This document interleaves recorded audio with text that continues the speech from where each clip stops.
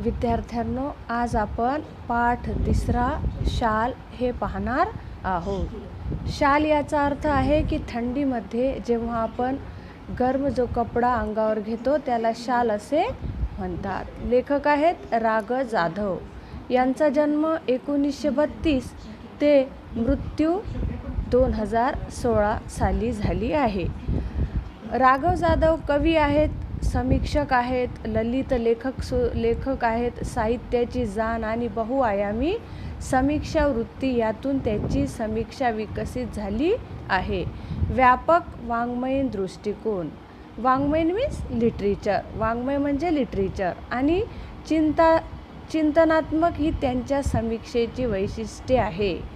वैशिष्ट्ये means quality. त्यांच्या समीक्षाविषयक लेखनाची 30हून अधिक पुस्तके आहेत. त्यांची 30 याच्याहून जास्त त्यांची पुस्तके प्रसिद्ध फेमस आहेत.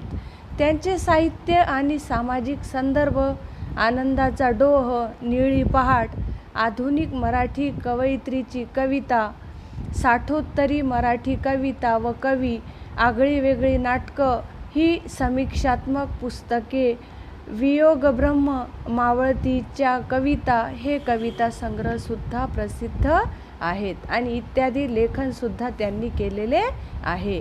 1970 ते 1990 या काळात ते विश्वकोशाच्या संपादनात सहभागी झाले. संपादक मीन्स एडिटर. आता विश्वकोश म्हणजे महाराष्ट्र राज्य विश्वकोश निर्मिती मंडळ याचे ते अध्यक्ष म्हणजे प्रमुख, चेअरपर्सन ऑफ द महाराष्ट्र राज्य विश्वकोश निर्मिती मंडळ, याला विश्वकोशचे अध्यक्षसुद्धा त्यांनी सहभागी ते झाले. विश्वकोशाचे अध्यक्षपदसुद्धा त्यांनी घेतले होते, त्यांना मिळाले होते. आता आपण पाहू इथे की शालीभोवती असलेल्या लेखकांच्या आठवणी. शॉल जो है इसके संबंध में लेखक की जो यादें हैं, आठवणी आहेत. आठवणी मीन्स मेमोरेबल जो यादें होती है या पाठातून त्यांनी व्यक्त केले आहे. व्यक्त करणे मीन्स प्रेझेंट करना. शाल ही प्रतिकात्मक आहे. शालीमुळे येणारा शालीनतेचा संदर्भ. अब शालीमुळे येणारा शालीनतेचा संदर्भ. अब कुछ रिस्पेक्टेड पर्सन होते, उनको शाल देकर हम उनका आदर सत्कार करते. पाठातील औदार्याचे उदाहरण हे माणसाची संवेदनशीलता जपणारे आहे. आता पाठ मीन्स या लेसन, इस लेसन में या पाठामध्ये उदाहरण मीन्स एक्झाम्पल देऊन माणसाची संवेदनशीलता मीन्स सेन्सिटिव्हिटी, वस्तूच्या संदर्भातील आठवणीचे मोल. अब जो वस्तु होती है, चीज़ें होती है, अब एखादे स्टूडेंट का बर्थडे है या क्लास में उसका रैंक फर्स्ट आया तो कोई फ्रेंड ने उसको एखादी पेन गिफ्ट की या पेंसिल गिफ्ट की, तो वस्तु मीन्स कुछ चीज़ें, तो उसकी जो यादें होती है, उसकी जो मोल मीन्स वैल्यू, आठवण मीन्स यादें, तो उसकी जो यादें होती है वो बहुत महत्त्वाची मीन्स इम्पॉर्टंट होती है.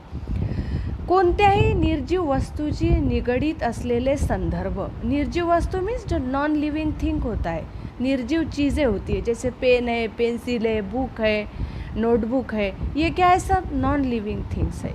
तर इससे क्या है, हमारी भावना मीन्स फीलिंग्स जुड़ी हुई होती है. वस्तूशी निगडीत कोणतीही आठवण असो वा प्रसंग. अब कोई भी चीज़ से हमारी कुछ यादें जुड़ी होती है, कोई भी चीज़ों से हमारी यादें जुड़ी हुई होती है, और प्रसंग सिच्युएशन त्याचे मानवी संदर्भ सर्वार्थाने महत्त्वाचे ठरतात. तो उसके जो इम्पॉर्टेंट्स है तो वो क्या है, हमारे लाइफ में बहुत इम्पॉर्टंट होते हैं. अब नीचे खाली आम्ही पाठ पाहणार आहोत. एकदा मी व पु ल देशपांडे यांच्याकडे काही निमित्ताने गेलो होतो. आता एक बार पु ल देशपांडे ये भी बहुत बड़े लेखक हैं, आपको पता है क्योंकि हम मराठी पढ़ रहे हैं तो बहुत सारे राइटर्स हमारे सामने से, नज़रों के सामने से बुक्स के अंदर गुज़रते हैं.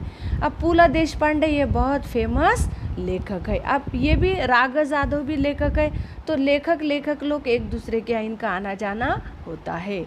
तर काही निमित्ताने मीन्स कुछ बहाने से मैं पु ल देशपांडे के यहाँ पर एक बार गया था. काम झाल्यावर मी निघण्याच्या बेतात होतो।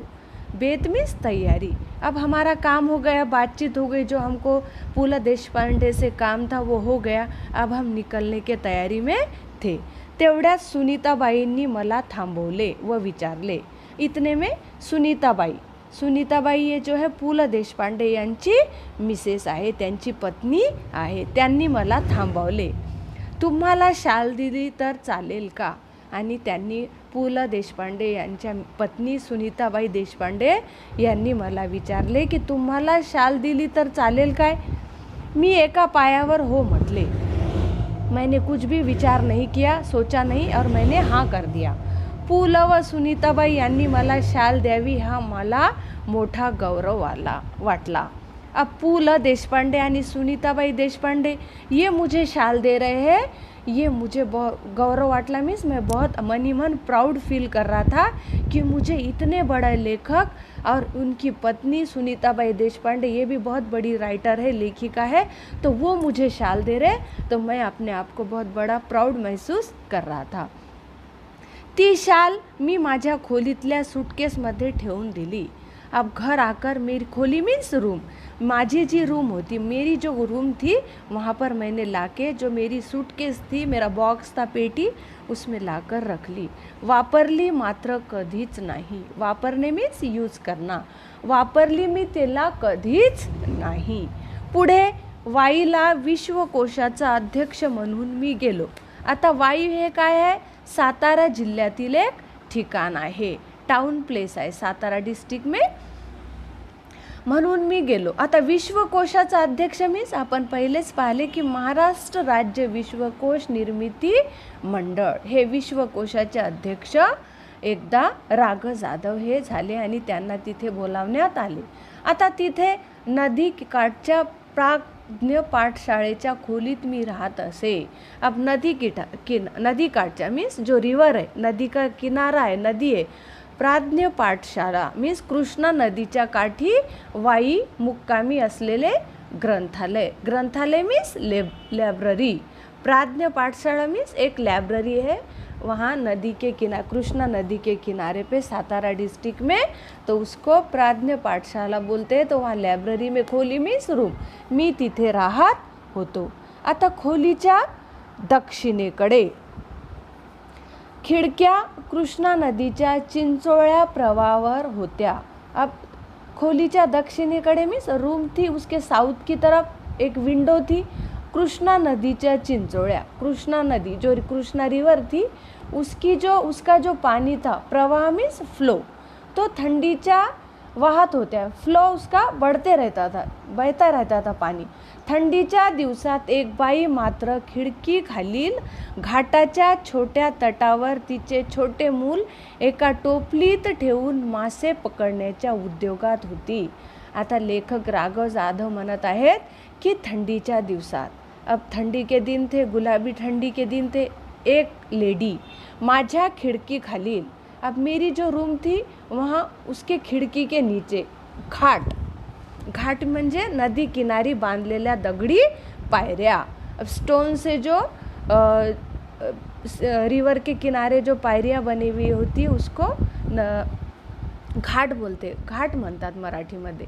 छोट्या तटावर तिचे छोटे मूल, नदी के किनारे पर उसका छोटा सा जो बच्चा था, बेबी था, टोपलीत मीन्स एक घमेले में, टोकरे में रखकर एका टोपलीत ठेवून मासे पकडण्याच्या उद्योगात होती।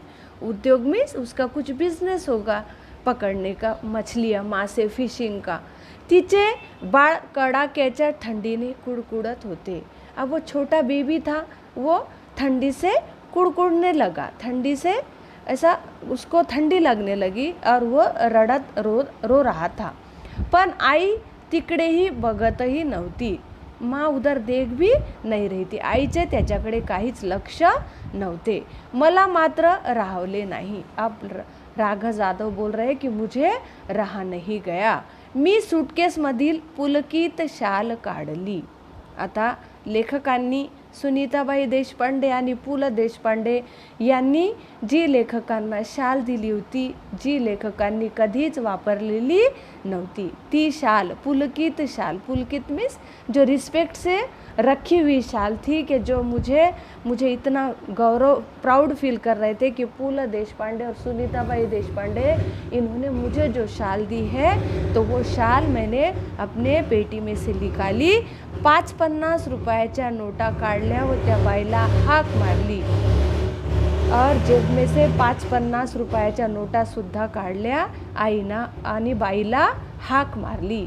खिडकीतून ते सर्व खाली दिले आणि म्हटले, त्या बाळाला आधी शालीत गुंडाळ आणि मग मासे मारत बस. लेखकांनी त्या बाईला म्हटले की आधी तुझे जे बाळ थंडीत कुडकुडत आहे त्याला शालीमध्ये गुंडाळ आणि मग तू मासे मारत बैस. या घटनेची ऊब पुलकित शालीच्या उबेपेक्षा अधिक होती. ऊब मीन्स जो गर्मी होती है, हीट होती है, वो शॉल से क्या हो रही थी, बच्चे को मिल रही थी. अब बाकी का नेक्स्ट पीरियड में देखेंगे. अल्लाह हाफिज़.